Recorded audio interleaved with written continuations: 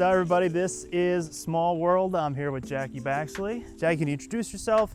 And for the people who have not seen you on any of the other media we've done so far, tell them a little bit about yourself, what you do here. Yeah, good afternoon everybody, or hello everybody, whatever time of day it is you're watching. I'm Jackie Baxley. I am the Environmental Health and Safety and Sustainability Practice Leader here at HRP.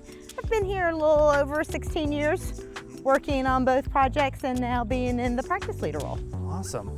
And for this conversation on sustainability and HRP Forward, we're going to talk about our materiality assessment.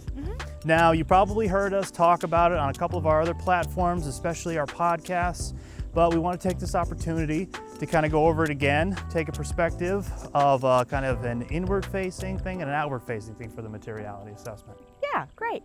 So as Tom mentioned, we have done a couple other posts and information on materiality assessment, but just a general overview so everybody knows what we're talking about with materiality assessment. So materiality assessment is kind of a key tool for any organization that is looking to develop a sustainability program. And the materiality assessment, it just allows an organization an opportunity to kind of pause and identify what is material to your organization relative to kind of the key pillars of sustainability.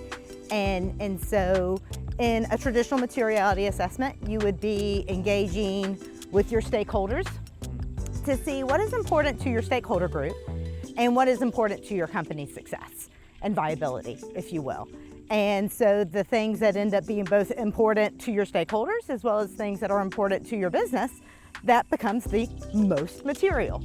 And normally an organization would then look at those items that are most material and look for maybe setting some goals and objectives, setting some programs, some key performance indicators, and really trying to move the needle to affect change and improvement and sustainability along those topics.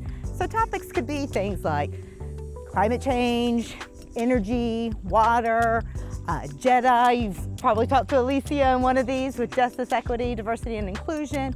It could be community involvement. It could be things like business ethics, data security, compliance. It's really anything that falls under those pillars of environment, community, and company. And how about for an outward-facing, for the materiality assessment? Yeah, so we are consultants, so we like to help people out. So not only are we ourselves embarking on, for lack of a cheesier term, this journey of sustainability, we are helping a lot of our clients on their journey for sustainability as well. And also probably where we have fit in the most is allowing our clients or helping our clients, advising them on maybe how to use some of their existing tools and programs to help them jumpstart a sustainability program. So for example, we have a lot of clients that already have an ISO 14001 environmental management system. And where I just mentioned a little bit about what a materiality assessment is, folks that are familiar with an ISO 14001 environmental management system might have thought that that sounds similar to a process called context of the organization, which is a required element of that ISO standard.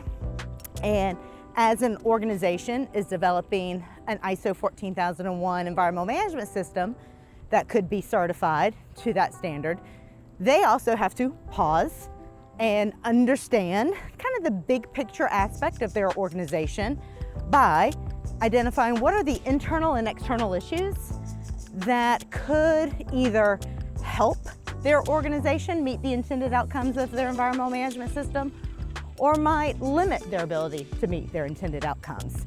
The organization also has to identify who are their key stakeholders. The ISO standard calls them interested parties, but they're stakeholders. Who are their key stakeholders? What are the needs and expectations of the stakeholders? And which ones are those needs and expectations is the organization going to adopt as compliance obligations? It is very easy to take that ISO requirement of defining the context of the organization and turn it into a materiality assessment. So we've been working with a couple of organizations that are just starting their sustainability journey, don't really know where to start. So we're leveraging those exercises and those tools that they already have to help them with developing their sustainability program and threading it into infrastructure they already have, like their ISO 14001. Also can work organizations that have an ISO 9000 quality management system, still has the same context of the organization process.